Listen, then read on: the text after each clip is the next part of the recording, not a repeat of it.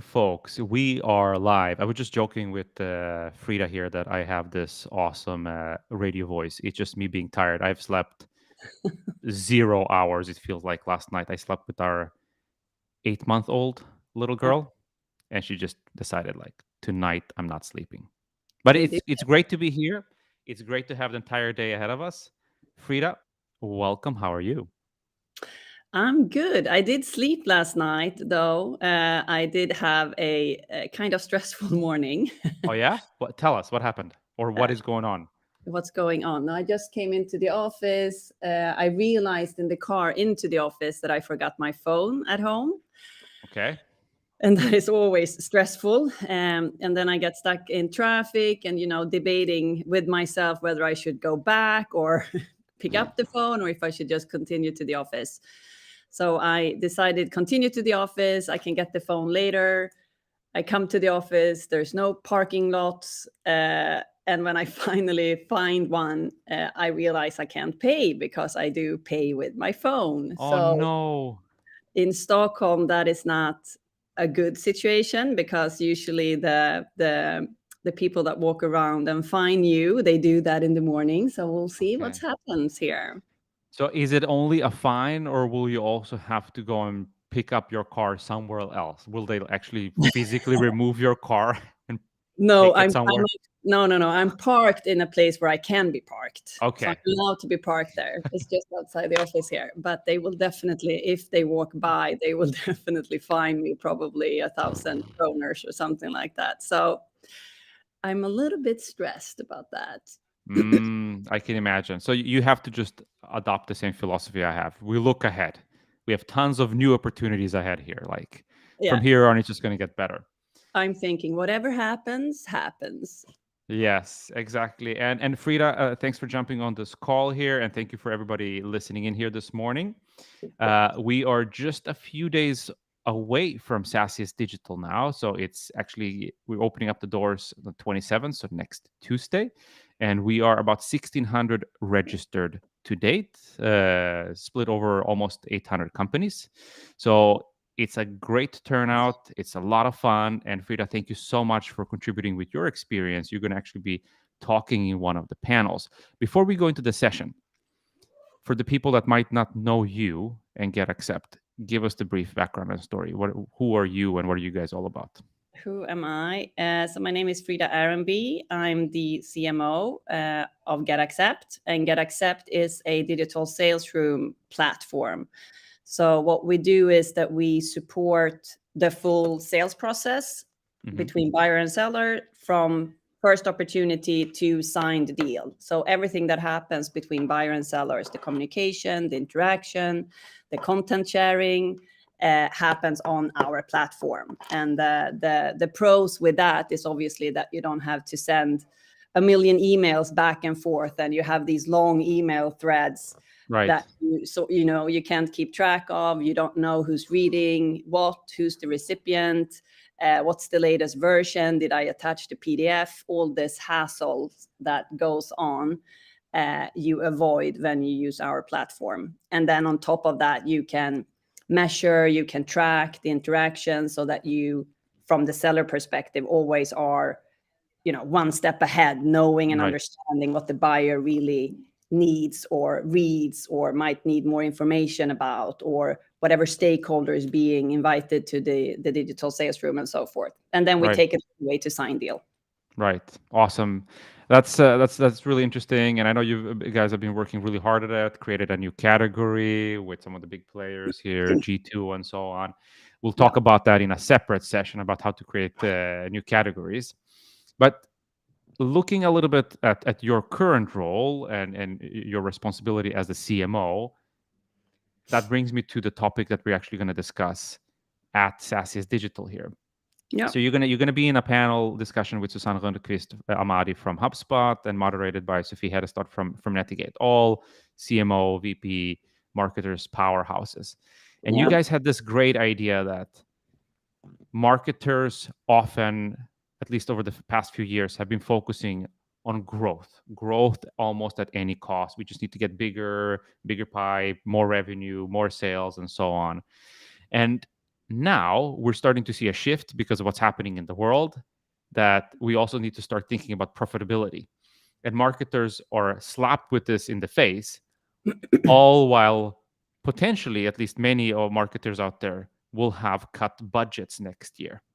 Yeah. So you guys felt like, let's talk about how do we go back to basics. So without spilling the beans, what can people expect from your session? Give us a little bit of a teaser. Without spilling the beans.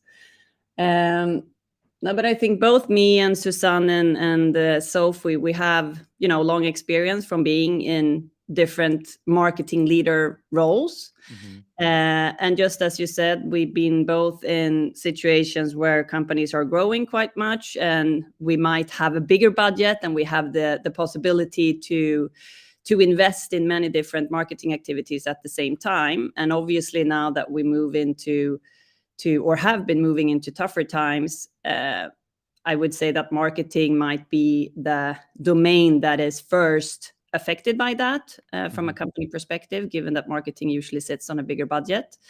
So what we will do is talk about what happens to the marketing department and to the CMO role, and also to the marketing agenda when we are moving into tougher times and budgets might be cut. What Right. do you as a marketeer or a leader within marketing need to do in order to still keep the overall direction and keep the overall strategy, but be more smart with what you invest your time and efforts into? Right. I like that, and also appreciate what you said, because sometimes people only think about marketing, this, company to the outside world type of communication. But a change that we're seeing now also affects, like you said, your internal organization. Are you going to restructure, reform, redirect people's attention to something else? I think that's going to be really interesting to hear how you're going to do that and what that means to people doing it.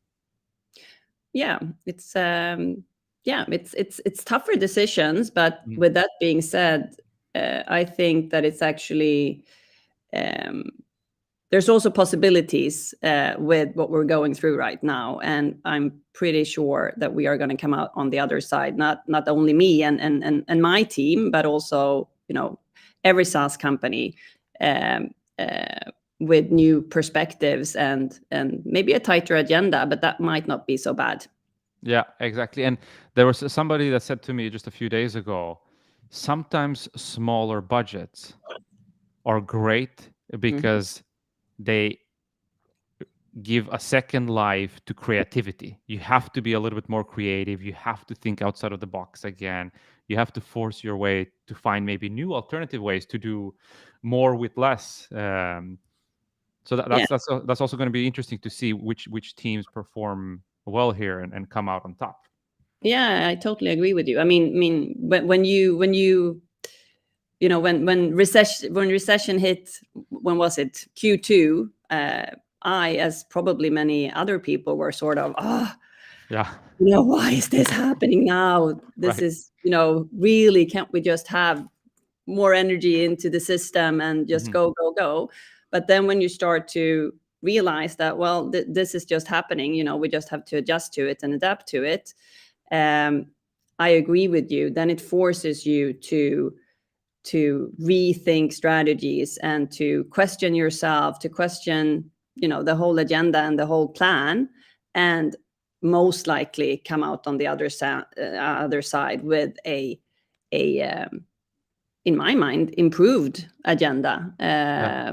that you can actually work with going forward. So I Yeah. don't necessarily, the initial feeling is like you get bummed and you get frustrated and you get Right. angry, and I can just imagine a lot of marketeer leaders also get frustrated when their budgets gets cut. Right. And and the first initial thought might be to fight back, and um, I had that too. But then it's just time to sort of step aside, rise above it, and get Exactly. get to work. Exactly. That's what we can do. Exactly. 100% agree. And I also wanted to encourage people that are with us live. Why don't you say hi to us this morning in the chat? So drop your name in there, say hi. Feel free to say, who you represent and where you're dialing in from. And if you do that, I know people are shy on Fridays, but if you do that, you'll have a chance to win one of these beauties. Like, who doesn't want to have one of these baseball hats? I want to Frida, have one. what do you think about that? Now I see Thomas is talking to somebody in Swedish. Vi kör. No, I'm not. I just tuned in. Okay. And we just did a post. I'm still doing it actually on LinkedIn, where we feature all 36 speakers. It's 19 women, 17 men, a really strong lineup that we have for you on Tuesday. So yeah, if you head over to LinkedIn, you will see the post in just a little while. So very good.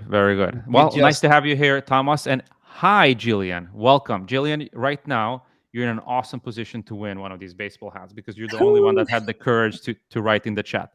Let's see if we have anybody with us that dares to challenge Jillian. While we wait for them in the chat here, Frida. Say hi to Jillian, or and Frida, from your perspective, obviously, besides what you're going to talk about at SaaSiest here, in your role, what other things are top of mind for you right now? That's a good question. It's the car. It's the car. my parking lot is on top of my. No, just kidding. No, but I mean, obviously, back again to the fact that being part of a growth journey and being at a growth company, we still have to focus on growing our top line. So even though we focus on managing our cost base, further, just as everybody else, we still are mainly focused on growth and top line. So that is obviously on top of my mind, continuing to working the markets where we see growth is possible, narrowing it down on the things that are working, continuing just to focus, work. There's no stopping there. Focus is the name of the game. So let me ask you this. Where do you go for inspiration? Obviously, I know you go to SaaS Nordic, but besides SaaS Nordic, where do you go for inspiration? Where do you find inspiration? Are there particular people that inspire you, and who? There are several places. I was actually at Inbound 2 weeks ago in Boston. That was for sure inspiring, to say the least. I got a lot of lots of inspiration from there, meeting a lot of people, meeting potential partners, looking at what other people are doing, other companies are doing, and so forth. But then I have, I'm pretty active on LinkedIn, so I get a lot of inspiration from my feed on LinkedIn. And then in addition to that, I have smaller groups with people that I feel close to and that I trust and that have similar challenges or similar jobs. And we pretty much, share, support, and help each other with whatever pops up. So that's also a source of inspiration for sure. Yeah, and I love that. And sometimes I say there's no better way to be inspired than your peers, because they can relate to your issues, your challenges. And sometimes I say it's not about somebody cracking a problem that you have. Sometimes it's just beneficial to hear like somebody say, you know what, Frida, I have the same issue. We tried ABC. Yeah, that shit didn't work. That shit didn't work. So don't try that. Try something Daniel, else. Sorry to interrupt you. We have a podcast recording in 1 minute. So we have actually also some people here that are in the race for one of these nice SaaSiest caps. So let's do the draw here directly and see who will be the winner. Oh, you're missing a name, Thomas. You got to stop it. Vilma is also in here. Oh, okay. So this doesn't count. This doesn't count. No. So sorry, you didn't see who this won. Is like the American election. It's rigged. Exactly. It's rigged. So now it's the real raffle, okay? The real raffle. And it looks like it will go to Sophie Traveser. So please hit me up with a DM and give me your full address and phone number. And I will not harass you, but I will send you a cap. And thank you to everyone that are with us this morning, especially to Frida. Looking forward to meet you again on Tuesday.